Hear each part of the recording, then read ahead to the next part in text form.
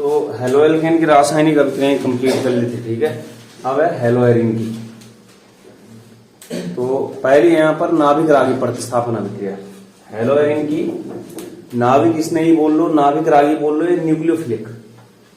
नाभिक रागी का मतलब क्या था कि जो न्यूक्लियोफाइल होगा परबल वाला, यानी कि नाभिक रागी जो होगा वो क्या करेगा, दुर्बल नाभिक रागी को प्रतिस्थापित करता है वहां पे। जो नाभिक रागी होगा वो क्या होता है, स्वयं पे कौन चार्ज होता है, माइनस, इससे डिनोट करते हैं इसको, ठीक है। लेकिन अटैक किसकी ओर करेगा, प्लस की ओर, नाभिक की ओर।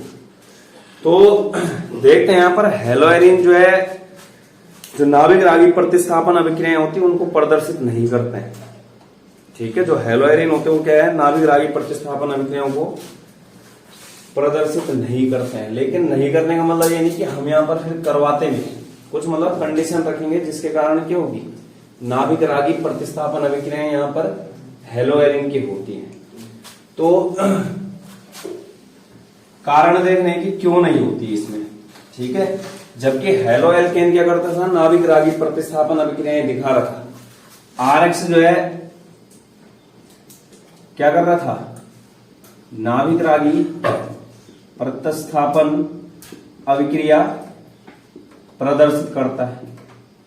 जबकि जो ARX है, कौन, हेलोएरिन, वो नाभिक रागी प्रतिस्थापन अभिक्रिया नहीं प्रदर्शित करता है,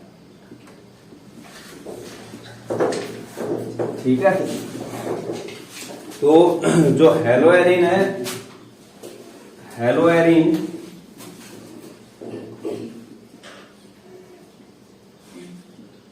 इस प्रकार की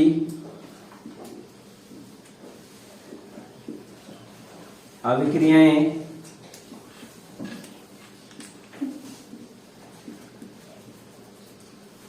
प्रदर्शित नहीं करता है, ठीक है। तो नाभिक रागी प्रतिस्थापन अभिक्रिया प्रदर्शित नहीं करता है, अर्थात हेलोएरिन के केस में क्या, नाभिक रागी प्रतिस्थापन अभिक्रिया करवाना क्या है, टफ है थोड़ा। हेलोएरिन में नाभिक रागी प्रतिस्थापन अभिक्रिया कराना कठिन होता है। जबकि हेलोएल्केन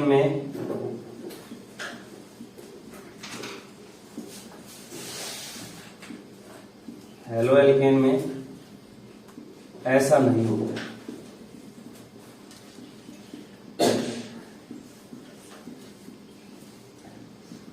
ठीक है। तो क्यों, पेपर में सवाल आता है कि हेलोएल्केन नाभिक रागी प्रतिस्थापन अभिक्रिया आसानी से प्रदर्शित कर लेते हैं जबकि हेलोएरिन नहीं, क्यों।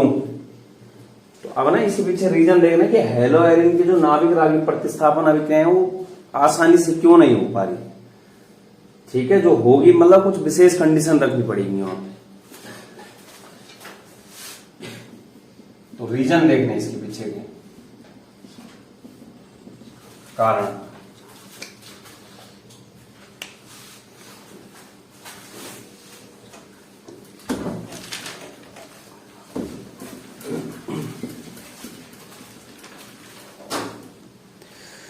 तो कारण देखना है, 2-3 कारण है, ठीक है। कारण,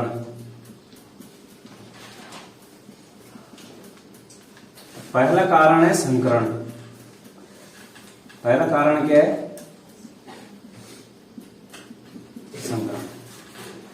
तो संकरण में हमें पता है कि कक्षकों को आपस में मिक्सिंग की जाती है, ठीक है। और दूसरी चीज क्या है, संकरण में केवल जो है सिग्मा बंध भाग लेता है और एकाकी युग्म इलेक्ट्रॉन भाग लेते हैं, पाई बंध भाग नहीं लेता है। क्या बोला, संकरण में केवल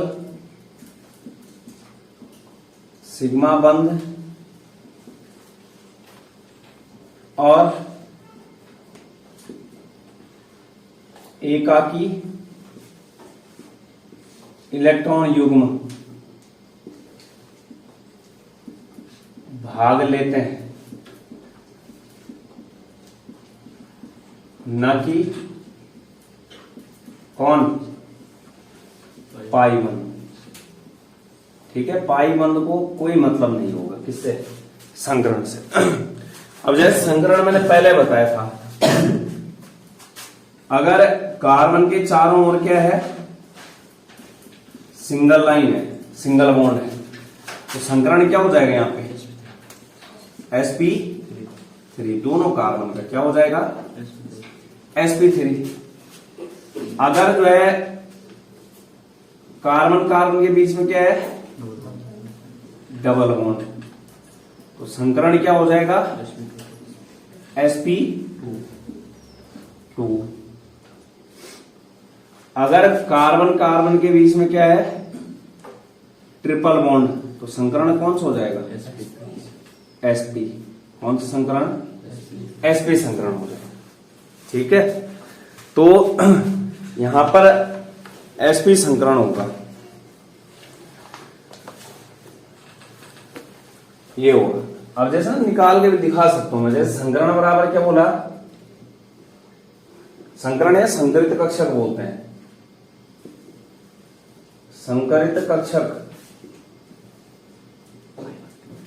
सिग्मा बंध प्लस क्या, एकाकी, सीधे इलेक्ट्रॉन युग्म लेना है, इलेक्ट्रॉन नहीं लेने, क्या लेना है, युग्म। अगर 2 इलेक्ट्रॉन होंगे तो क्या करना है, 1 लेना है उसको। ठीक है, तो अब जैसे इन केस में देखोगे तो कहीं भी एकाकी युग्म इलेक्ट्रॉन नहीं है, कहीं दिख रहा मतलब बिंदु टाइप में नहीं है, तो इनके पास है ही नहीं, उसको 0 है वो सब केस में।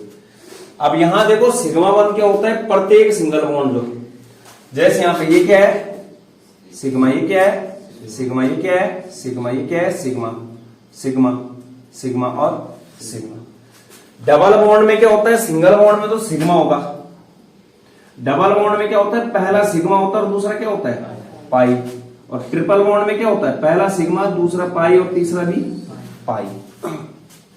मतलब ट्रिपल बॉन्ड में 2 पाई होता है और एक क्या होता है, सिग्मा होता है। ठीक है, तो अब यहां पर देखना, हमें जो है पाई बॉन्ड ही चाहिए, हमें क्या चाहिए, सिर्फ सिग्मा। डबल बॉन्ड में पहला सिग्मा, दूसरा पाई, ट्रिपल बॉन्ड में पहला सिग्मा, बाकी दोनों पाई।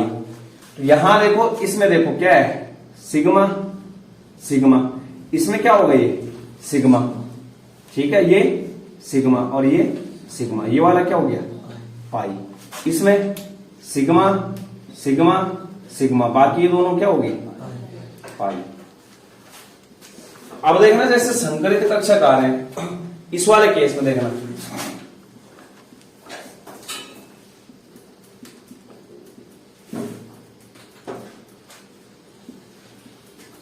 इस कार्बन के चारों ओर निकालो कितने सिग्मा बॉन्ड है, इस सिर्फ इस कार्बन के चारों ओर बोल रहा हूं मैं, इसके 1 2 3 और 4। ठीक है, 4 और एकाकी युग्म कितना है, 0। कितना आ गया, 4। दूसरे कार्बन के चारों ओर भी देखो, 1 2 3 और 4, उसका भी सेम होगा, मतलब दोनों कार्बन का सेम आएगा। फिर अब 4 है तो 4 को डिवाइड करो SPDF में, 1 कहां जाएगा, S में, और बाकी 3 कहां जाएंगे, D में। संकरण क्या हो गया, S।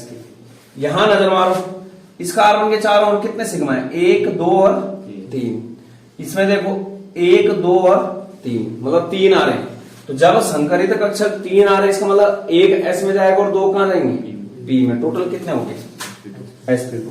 यहां पे देखो 1 और 2, इसके चारों ओर देखो 1 और 2, तो कहने का मतलब 2 ही संकरित कक्षक है, तो 1 S में जाएगा और 1 किस में जाएगा, B में, sp संकरण। तो इस तरीके से मतलब ये संकरण निकाला जाता है यहाँ पे। तो जो sp3 संकरण होता है उसकी बंध लंबाई बहुत अधिक होती है। ठीक है, क्या होती है, जो sp3 संकरण होता है उसकी बंध लंबाई क्या होती है, अधिक। तो जो बंद लंबाई होती है, जैसे बंद लंबाई का जो क्रम होगा,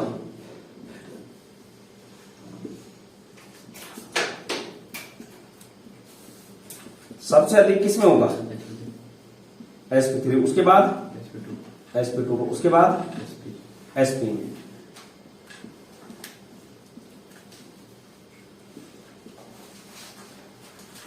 और जो ये बंद लंबाई होती है व्युत्क्रमानुपाती होती है वैद्युत ऋणात्मकता की।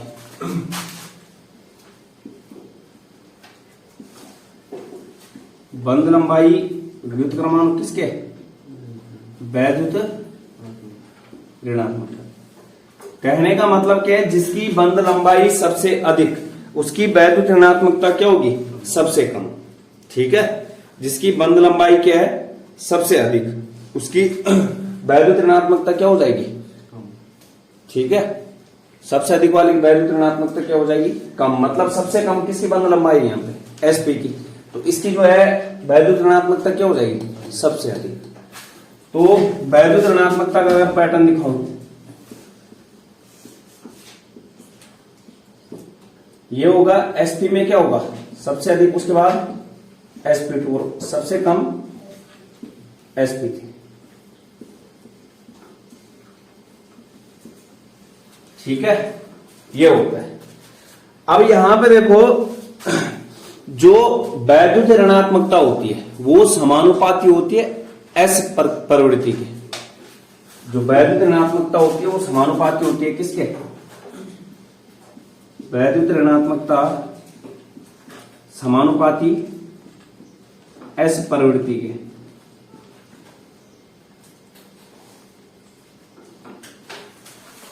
तो कहने का मतलब जो s प्रवृत्ति है वो sp संकरण में सबसे ज्यादा है। अब निकालना सिखाता हूं तुम्हें कि s प्रवृत्ति कैसे निकालते हैं। ठीक है, s प्रवृत्ति कैसे निकाली जाती है? जो s कैरेक्टर है, जैसे sp3 में निकालना है, sp3 में तो s कितना है यहां पे? एक है, एक लिख दिया, बटे p कितना है? 3। मतलब टोटल कितने हैं? 4 और गुणा क्या कर देना है? 100। तो कितना परसेंट आ जाएगा? 25%।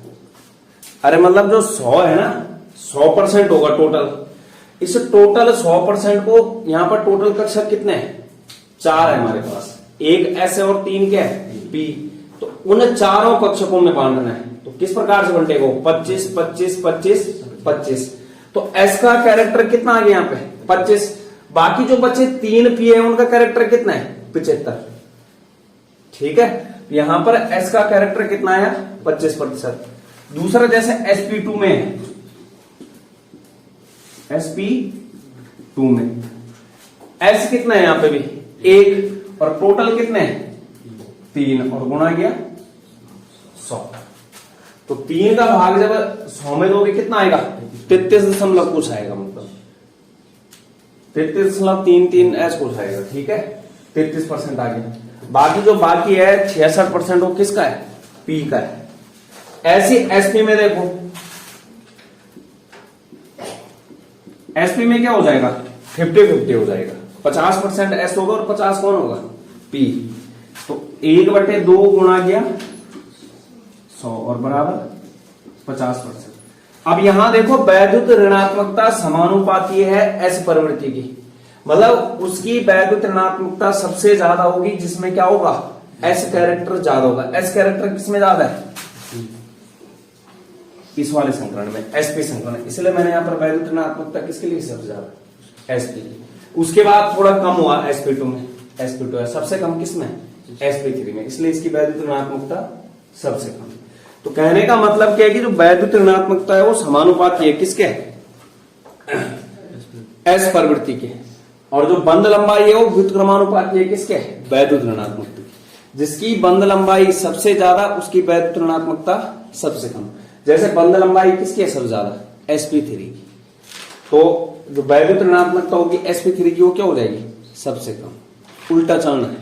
ठीक है, तो ये है, ये मैंने तुम्हें बता दिया। अब देखो, जैसे हम हेलो एल्केन और हेलो एरिन दोनों देखते हैं कि इनमें ऐसे क्या हो रहा है कि यहां पर जो है क्योंकि संकरण अलग अलग होगा, ठीक है। जैसे मैं जो है क्या बनाता हूं, हेलो एरिन बनाता हूं पहले,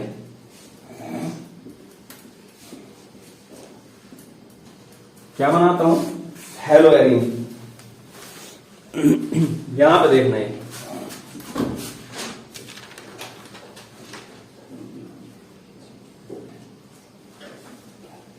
ये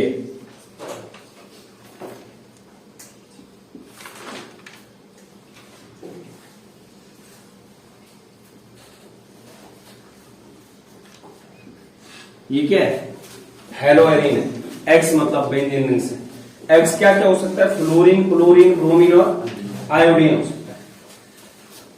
और दूसरा क्या करता हूं मैं, जैसे आर एक्स बनाता हूं, जैसे CH3 x, CH3 x, H H H।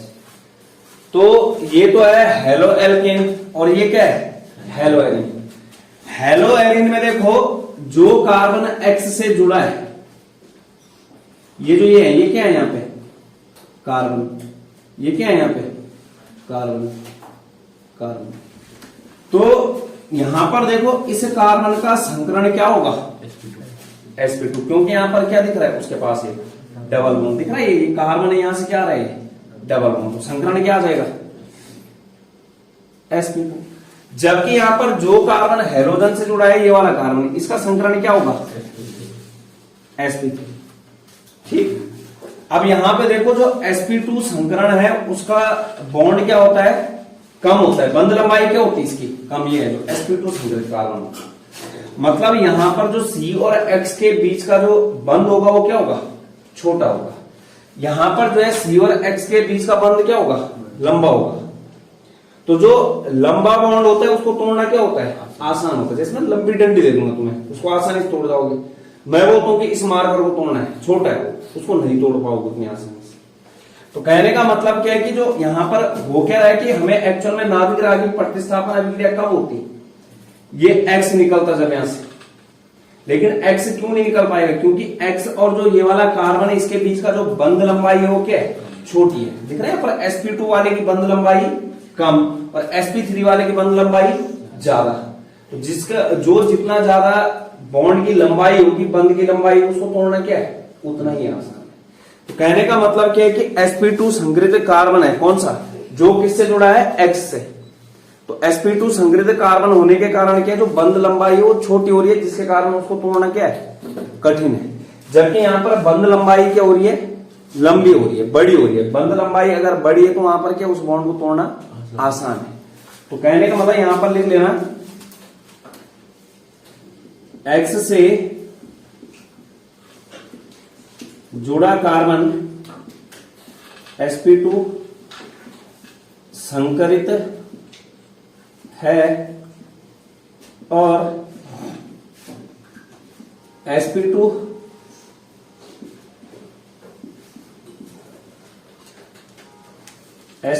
की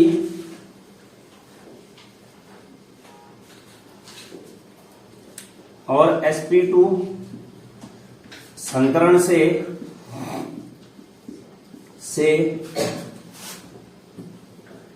CX बंध लंबाई छोटी होती है और छोटे बंध को तोड़ना क्या है, कठिन है, जिससे इसे तोड़ना कठिन होता है।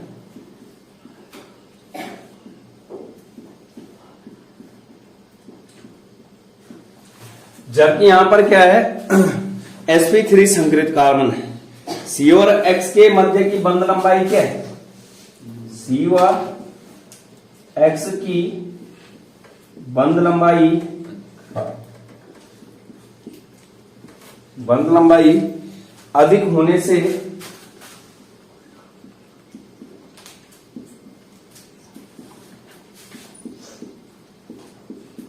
होने से बंध आसानी से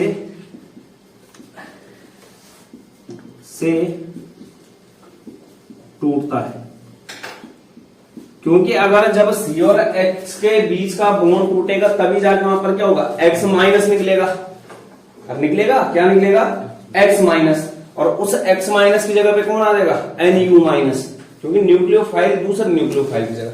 यहां पर ये X माइनस के रूप में निकलना क्या होता है, कठिन होता है, क्योंकि यहां पर क्या ये बॉन्ड छोटा बॉन्ड है।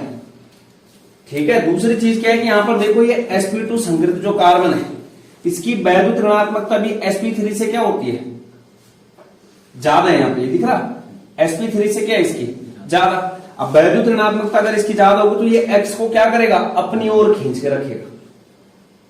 ये दिख रहा है यहां पर sp2 संकरण जो है उसकी वैद्युत ऋणात्मकता क्या है, ज्यादा है। वैद्युत ऋणात्मकता ज्यादा होगी तो ये X को क्या करेगा, अपनी तरफ खींच के रखेगा। जब अपनी तरफ खींच के रखेगा तो वहां पर क्या X माइनस नहीं निकल सकता है।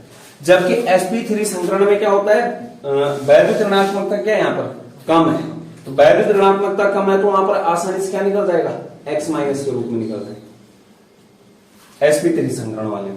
तो कहने का मतलब यहाँ पर जो है ये कार्बन इस X को अपनी तरफ उतनी अच्छे से नहीं खींच पाता है जितने कि कहां पर sp2 संकरण।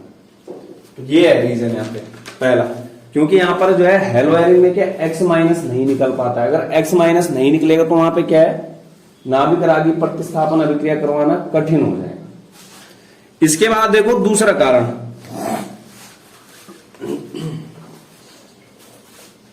दूसरा रीजन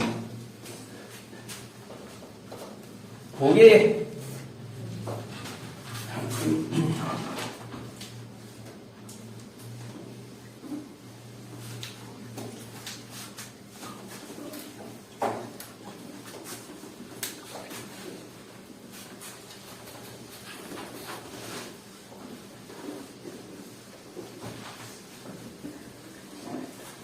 पहला रीजन क्या था, संकरण। दूसरा रीजन देखो अनुनाद।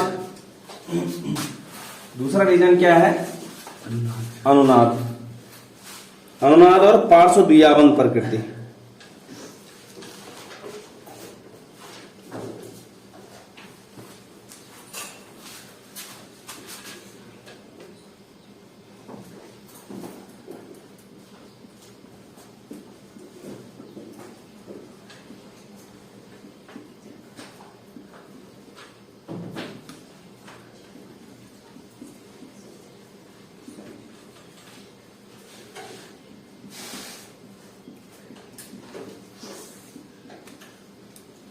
ये तो अनुनाद देखना, जैसे जो हेलो एरिन होता है वो अनुनाद प्रदर्शित करता है।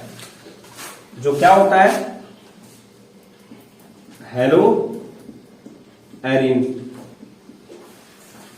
ARX क्या करता है, अनुनाद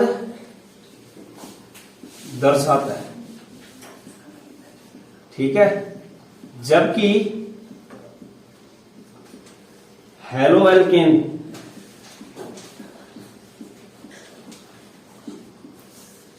कहने का मतलब RX अनुनाद नहीं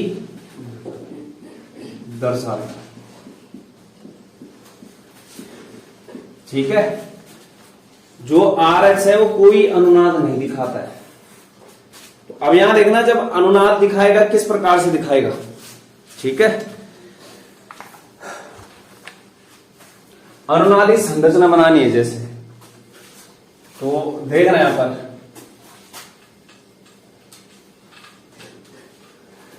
कौन दिखा रहा है अनुनाद, हेलो एरिन दिखा रहा है। मतलब बेंजीन रिंग के ऊपर X होगा, जो Cl भी हो सकता, फ्लोरीन भी हो सकता, क्लोरीन भी हो सकता और आयोडीन। जैसे मैं क्लोरोबेंजीन ले रहा हूं,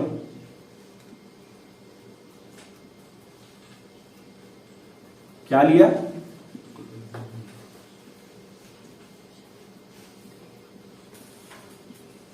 ये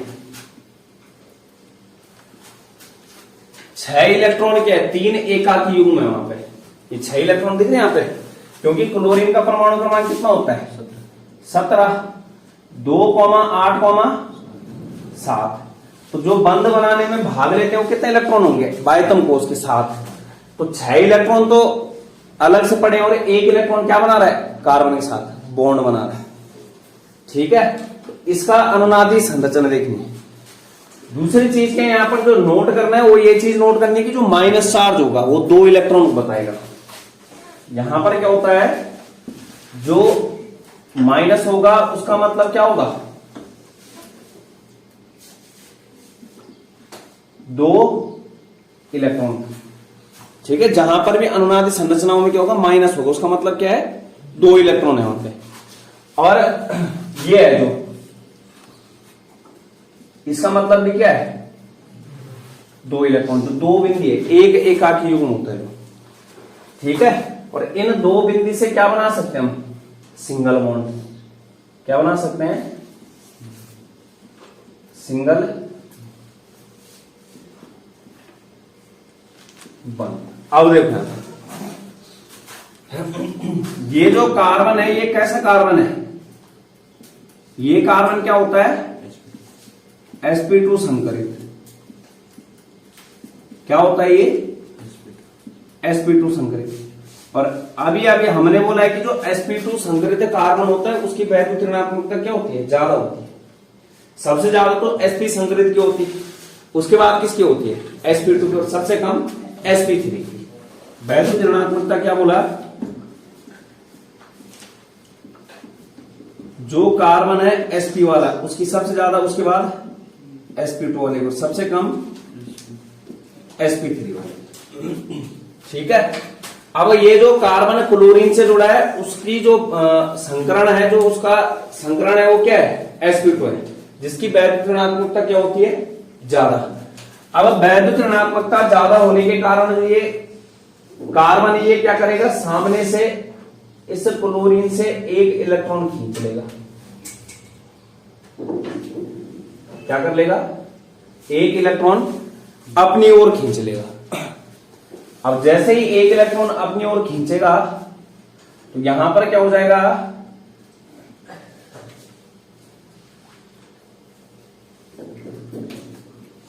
ये Cl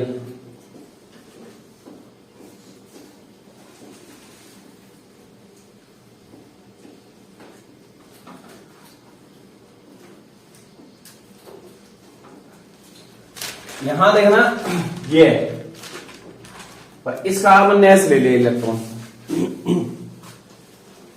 इसने क्या कर दिया? जो क्लोरीन का ये वाला इलेक्ट्रॉन था कहां रख दिया? इधर रख दिया, और बाकी 5 इलेक्ट्रॉन बचेंगे वो ऊपर। ठीक है, अब ये दोनों इलेक्ट्रॉन क्या बोला? जो 2 इलेक्ट्रॉन होंगे वो क्या बना सकते हैं? बॉन्ड बना दिया। क्लोरीन ने इलेक्ट्रॉन दिया तो कौन सा चार्ज आ जाएगा? प्लस। जो देता है उसमें क्या आता है?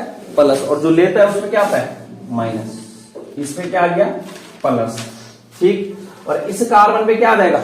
माइनस आ जाएगा। लेकिन यहां पे देखो, इस कार्बन के चारों ओर पहले बंध देखो, 1 2 3 4 और 5, जबकि कार्बन कितने बंद होने थे? 4। कितने बंद होने थे? 4 बंद होने थे। तो कहने का मतलब यहां पर हमें क्या करना पड़ेगा? इस कार्बन का ये वाला इलेक्ट्रॉन, ये कार्बन क्या कर देगा? इस वाले इलेक्ट्रॉन को कहां? इधर पे। ये तो यहां से ये मतलब ये वाला इलेक्ट्रॉन कहां चला गया? यहां और यहां। आगे ये जो सिंगल लाइन के दोनों इलेक्ट्रॉन है कहां पर डाल दिए? ऑर्थो पोजीशन पे। और चार्ज क्या आ जाएगा यहां पे? Minus charge. कौन सा चार्ज आ जाएगा? Minus charge. ये तुम्हारा इमोजी बन चुका है यहां पे। ठीक है, ऐसे बनता है ना। तो यहां पे मैंने क्या बोला था? माइनस का मतलब क्या है? 2 इलेक्ट्रॉन। ये 2 इलेक्ट्रॉन देख लो ऊपर।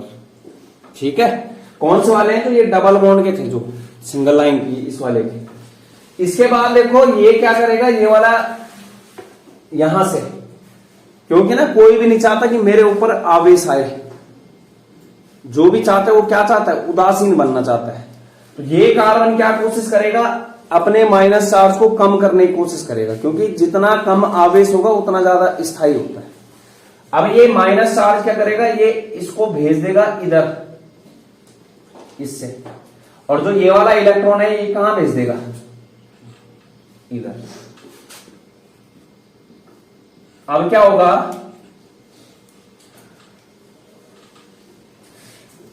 यहां से ये 2 इलेक्ट्रॉन आएंगे, यहां पे क्या हो जाएगा माइनस, इधर क्या बन जाएगा डबल बॉन्ड, ये डबल बॉन्ड, ये इधर तो है Cl प्लस और 4 इलेक्ट्रॉन। ठीक है, मतलब यहां से है ना, ये जो माइनस चार्ज है डबल बॉन्ड बना दे रहा है, और यहां वाला जो डबल बॉन्ड है वो किस में कन्वर्ट हो जा रहा है, इलेक्ट्रॉन में। जो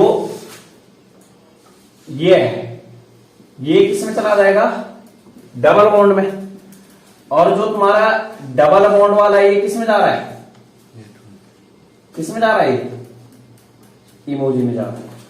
वही तो है, ये जो ये बॉन्ड था दूसरा वाला बॉन्ड, ये कहां चला गया, यहां पे माइनस में, ये चला गया, और जो ये माइनस वाला था वो क्या बना दिया उसने, डबल बॉन्ड बना दिया। इसके बाद क्या होगा, ये वाला कहां चला जाएगा वापस से डबल बॉन्ड में,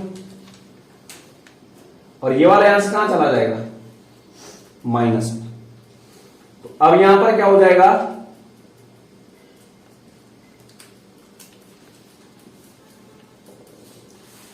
ये हुआ, यहां से क्या बन जाएगा डबल बॉन्ड, यहां से गया ना इतने में पूरे में डबल बॉन्ड आ जाएगा, और यहां पे क्या आ जाएगा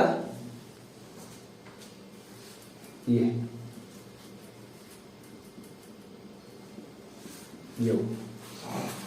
अभी जो है ये क्या करेगा, ये इधर चला जाएगा और ये कहां चला जाएगा इधर। तो अब इसमें क्या हो जाएगा,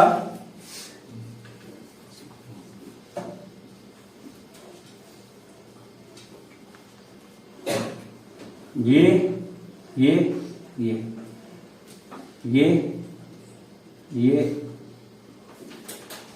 ये हो गया।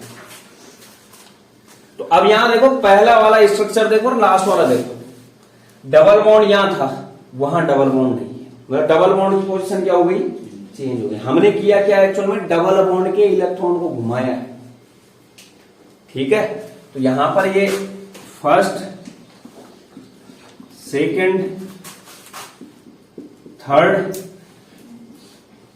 Fourth and fifth. कहने का मतलब जो हेलो एरीन है वो क्या करता है, अनुनाद प्रदर्शित करता है, ये अनुनादी संरचनाएं हैं उसकी। हेलो एरीन की क्या है, ये अनुनादी संरचनाएं। इसके बाद क्या होता है, यहां पर इसका एक अनुनाद संकर बनता है। संकर का मतलब होता है मिश्रण, कि सारी संरचनाओं को इकट्ठा कर दिया जाए तो एक स्ट्रक्चर बनेगा वहां पे। तो जो अनुनाद संकर बनता है वो देखना है क्या बनता है, इस तरीके से दिखाते हैं इसको। मतलब सबसे पहले कॉमन चीज देखो कि सब में क्या है, बेंजीन रिंग सब में है, क्लोरीन सब में है।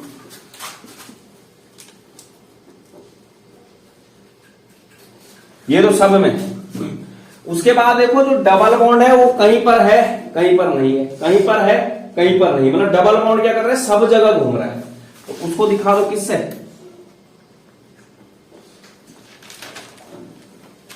Dash dash dash. ठीक हो गया, गोले का काम। उसके बाद देखो जो माइनस चार्ज है, यहां पर माइनस चार्ज है, यहां नहीं है, उसके बाद कहां आ गया, यहां आ गया, यहां नहीं है, उसके बाद कहां आ गया, यहां। तो इसको जो है इस तरीके से दिखाना है, माइनस माइनस माइनस। उसके बाद देखो यहां डबल बॉन्ड नहीं है, यहां क्या आ गया डबल बॉन्ड, इसको किससे दिखाना है, इस तरीके। और यहां Cl, Cl के ऊपर क्या आ रहा है, प्लस चार्ज। तो जो ये बनाया है, ये क्या बना है इसका, अनुनादी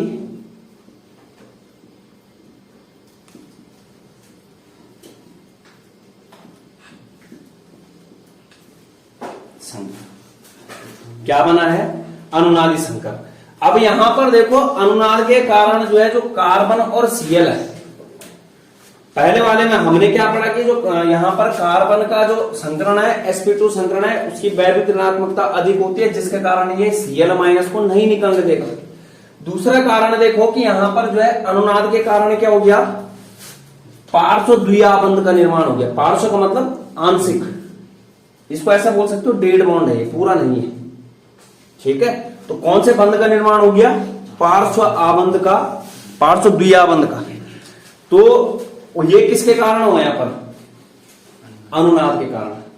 जब हमने अनुनादी संकर या अनुनाद से जो है अनुनादी संरचनाएं बनाई, तो वहां पर जब अनुनाद संकर बना, तो अनुनाद संकर बनने में क्या हुआ? जो कार्बन और सीएल के बीच है वो कैसे बंध आ गया?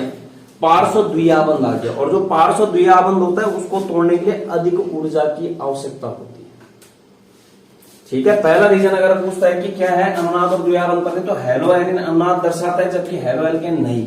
इसी कारण से जो है हेलो एरिन क्या है? नाभिक रागी प्रतिस्थापन अभिक्रियाएं क्या है? आसानी से नहीं दे पाता, जबकि हेलो एल्केन आसानी से।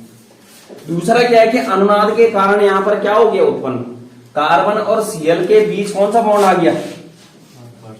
पार्श्व द्विआबंध आ गया। इसको क्या बोलेंगे? पार्श्व द्विबंध। तो जो पार्श्व द्विबंध होता है उसको तोड़ने के लिए क्या चाहिए होती है? अधिक ऊर्जा चाहिए होती है, जिसके कारण यहां पर फिर से क्या है? कार्बन और सीएल के बीच का बॉन्ड नहीं टूट पाएगा। तो कारण लिखना है, हेलो एरिन में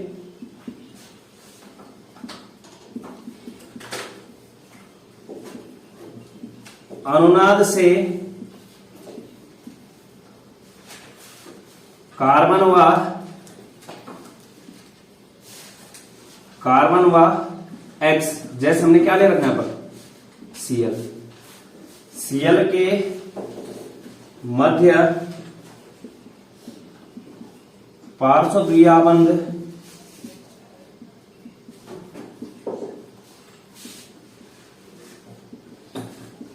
बन जाता है, जिसे तोड़ने के लिए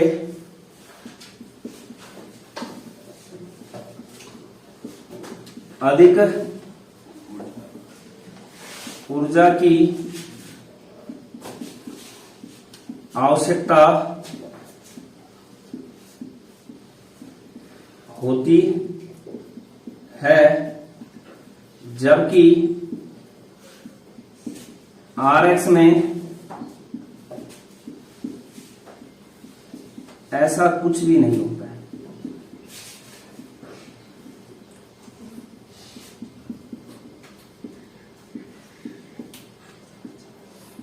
क्योंकि आरएक्स क्या है?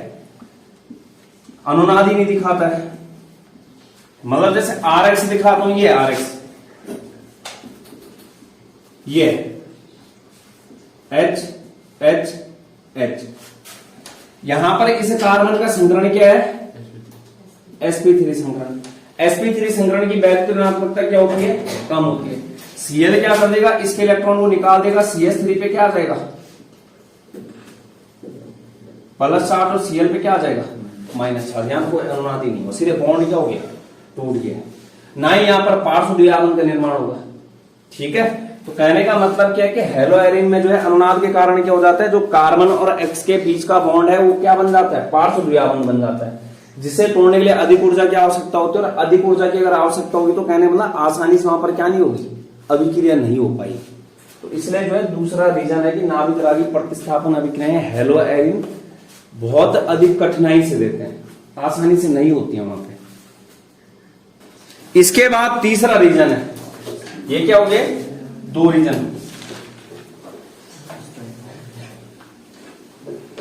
तीसरा रीजन देखो, अस्थायी कार्बोकैटायन। अस्थायी कार्बोकैटायन।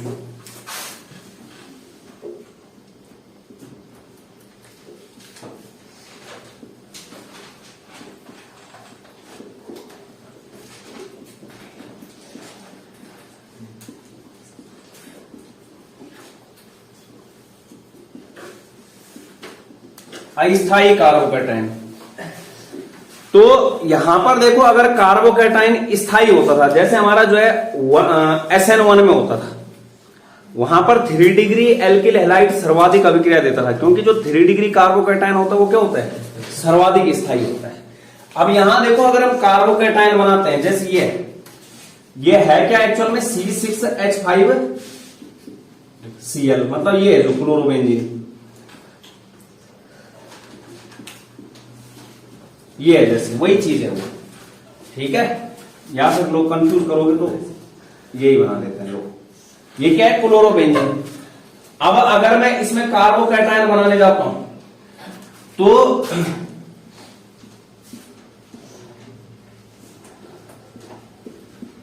ये बनेगा और ये क्या चला जाएगा, Cl-S है।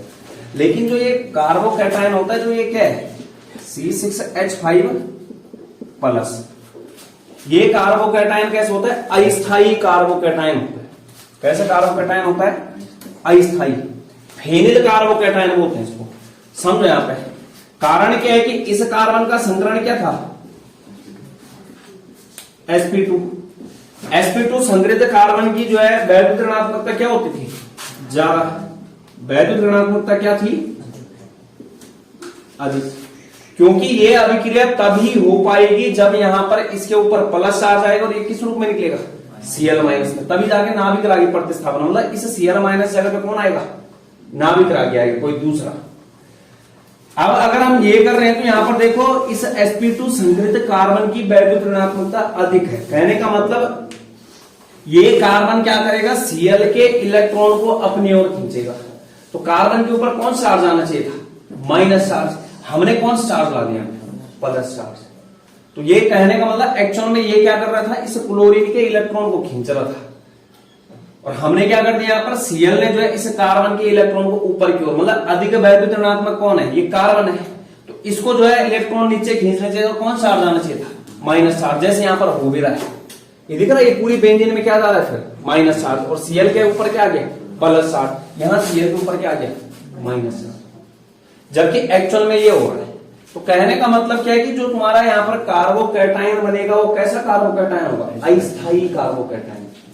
जो कार्बोकैटायन बन गया कैसा बन जाएगा, अस्थायी, जिसके कारण अस्थायी कार्बोकैटायन बनेगा। तो अस्थायी जो है हमें उत्पाद नहीं बनाना होता है, इसलिए जो है यहां पर क्या नहीं कर पाएगा, ये नाभिक रागी प्रतिस्थापन अस्थायी कार्बोकैटायन के बनने के कारण। जबकि हेलो एल्केन में क्या होता था, स्थायी बनता था। जैसे हेलो एल्केन में ये था CH3 C CH3 CH3 Cl। अब ये जो कार्बन है यहां पर कौन सा संकरण है इसका, sp3, और sp3 संग्रहित कार्बन की वैद्युत ऋणात्मकता क्या होती है, कम। तो यहां पर जो है ये कार्बन इलेक्ट्रॉन नहीं खींच पाएगा, कौन खींच लेगा, Cl इलेक्ट्रॉन खींचेगा। Cl जब इलेक्ट्रॉन खींचेगा तो किस रूप में टूट जाएगा ये, CH3 और यहां पे क्या आ जाएगा, इस पे प्लस और Cl पे क्या आ जाएगा, माइनस। अब यहां पर जो है नाभिक रागी, क्योंकि यहां पर जो कार्बोकैटायन बना है वो कैसा बना है, स्थायी कार्बोकैटायन। ये किसका केस है, RX में, ये RX में। तो ये कैसे कार्बोकैटायन बना, स्थायी कार्बोकैटायन, इसलिए यहां पर आसानी से क्या हो जाती है, नाभिक रागी प्रतिस्थापन अभिक्रिया। मतलब हेलो एरिन में क्या होता है, अस्थायी carbocation phenyl carbocation. Haloarene में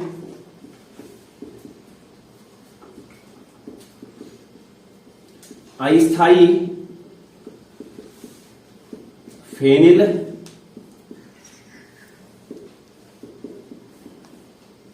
कार्बोकैटायन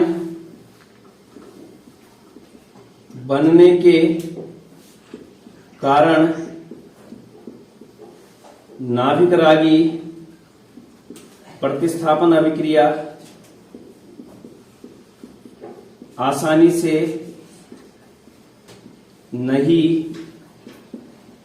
होती है। जबकि हेलो एल्केन में क्या होता है, जो कार्बोकैटायन बनता है वो क्या बनता है, स्थायी बनता है। ये किसका केस है,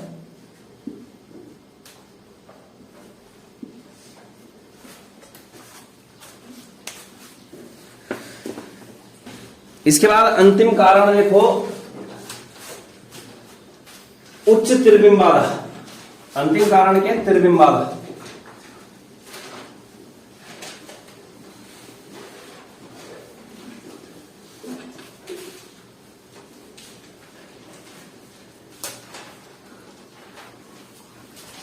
अंतिम क्या है?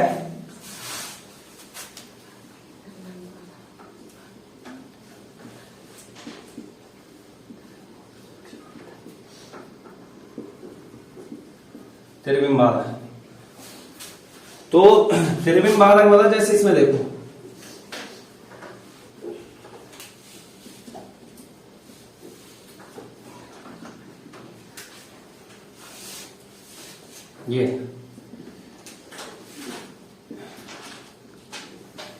ये क्या, ये क्लोरोबेंजीन है।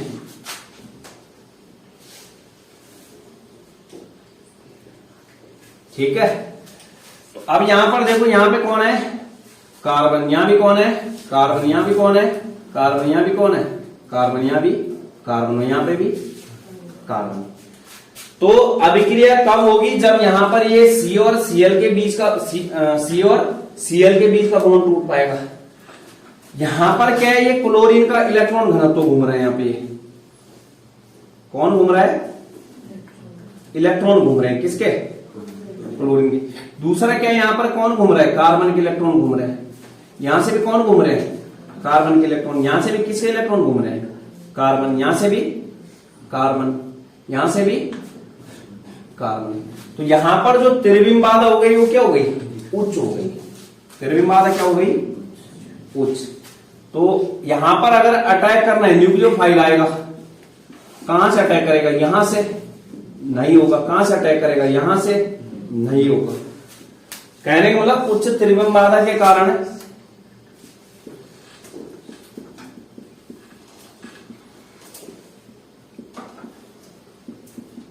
बाधा के कारण कोई आक्रमण नहीं होता है। अब कोई आक्रमण नहीं होगा तो अभिक्रिया भी नहीं होगी। और कौन सी अभिक्रिया नहीं होगी?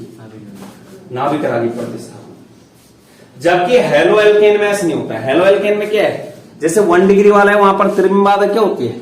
कम होती है। जैसी है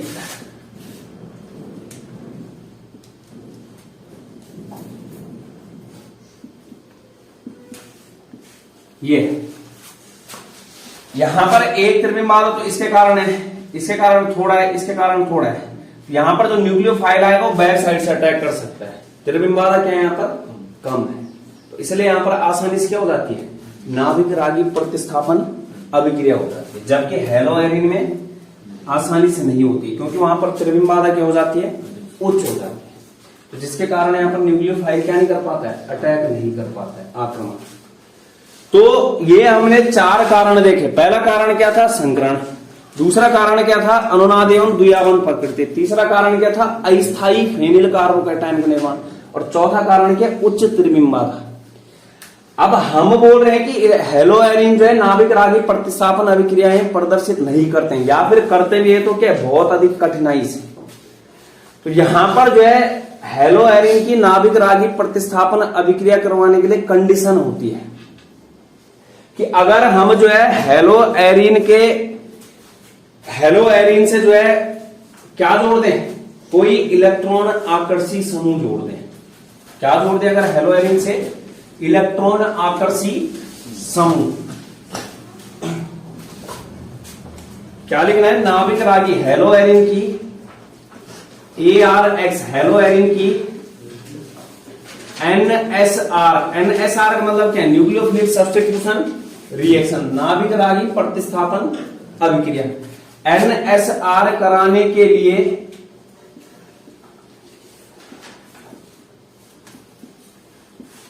लिए क्या जोड़ना है? इलेक्ट्रॉन खींचने वाले समूह उससे जोड़ने हैं। कराने के लिए इलेक्ट्रॉन आकर्षी समूह।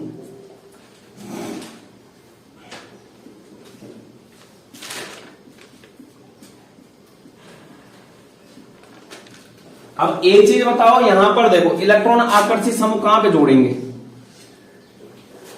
एस तो यहां तो नहीं, कहां जोड़ेंगे, मतलब इलेक्ट्रॉन आकर्षी समूह, इलेक्ट्रॉन को खींचने वाले समूह, तो उनको कहां पे जोड़ा जाएगा, जहां पर क्या होगा, इलेक्ट्रॉन मौजूद होगा। यहां देखो अनुनादी संकर में इलेक्ट्रॉन कहां कहां मौजूद है, ये ऑर्थो स्थिति है, ये भी ऑर्थो स्थिति है और ये भी पैरा, मतलब इलेक्ट्रॉन आकर्षी समूह वहीं जोड़ना है जहां इलेक्ट्रॉन है।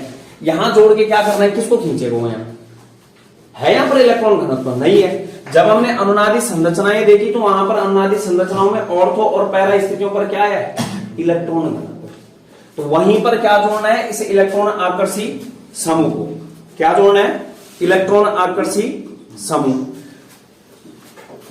कराने के लिए इलेक्ट्रॉन आकर्षी समूह को ऑर्थो अथवा पैरा स्थिति पर जोड़ते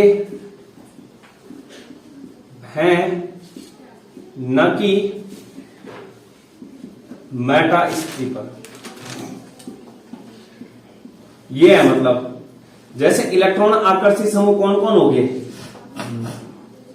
इलेक्ट्रॉन आकर्षी समूह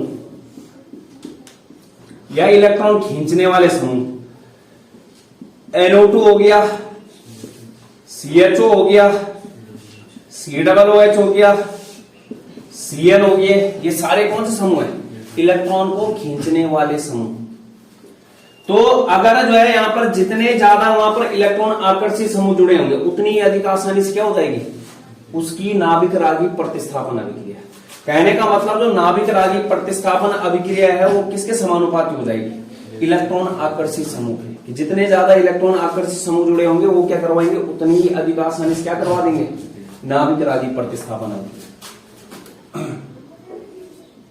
नाभिक रागी किसकी, ARX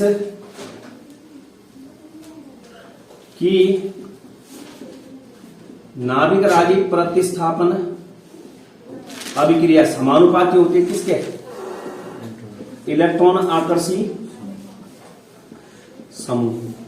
लेकिन वो इलेक्ट्रॉन आकर्षी समूह कहां जोड़ना है, ऑर्थो और पैरा स्थितियों पर। क्यों जोड़ना है, क्योंकि जब हमने अनुनादी संरचनाएं बनाई तो वहां पर जो दोनों ऑर्थो स्थिति और पैरा स्थिति है वहां पर इलेक्ट्रॉन घनत्व क्या है, ज्यादा है। माइनस चार्ज कहां पे आ रहा है, ये क्लोरीन के जो ये वाला है ये क्या है, ऑर्थो, ये क्या है मेटा, ये क्या है पैरा, ऑर्थो मेटा पैरा।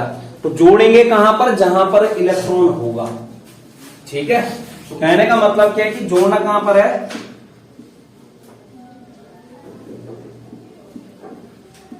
ये Cl, ये ऑर्थो है, ये मेटा है और ये पैरा, ये मेटा और ऑर्थो। तो यहां पर जोड़ना है, यहां पर जोड़ना है, यहां पर जोड़ना है, लेकिन यहां पर नहीं, यहां भी नहीं, मेटा स्थिति पर नहीं जोड़े, क्योंकि वहां पर इलेक्ट्रॉन घनत्व तो है ही नहीं। इलेक्ट्रॉन जब है ही नहीं खींचेगा किसको, जोड़ना कहां पर है, जहां पर क्या होगा, इलेक्ट्रॉन होगा, वहीं से वो क्या कर लेगा, उस इलेक्ट्रॉन को खींच लेगा। तो कहने का मतलब क्या है, अगर हमें जो है यहां पर नाभिक रागी प्रतिस्थापन अभिक्रियाएं हेलो एरिन में करवानी है तो वहां पर क्या करना पड़ेगा, हेलो एरिन की ऑर्थो अथवा पैरा स्थिति पर कोई इलेक्ट्रॉन आकर्षी समूह लगा दो, उस इलेक्ट्रॉन आकर्षी समूह के कारण क्या हो जाएगा, वहां पर जो है हेलो एरिन की नाभिक रागी प्रतिस्थापन अभिक्रिया आसानी से हो जाएगी। जितने ज्यादा यहाँ पर इलेक्ट्रॉन आकर्षी समूह वहां पर ऑर्थो या पैरा स्थिति से जुड़ेंगे उतनी अधिक आसानी से क्या हो जाएगी, अभिक्रिया। तो इस तरीके से जो है यहाँ पर अभिक्रियाएं करवाएंगे कल, ठीक है। आज के लिए इतना ही।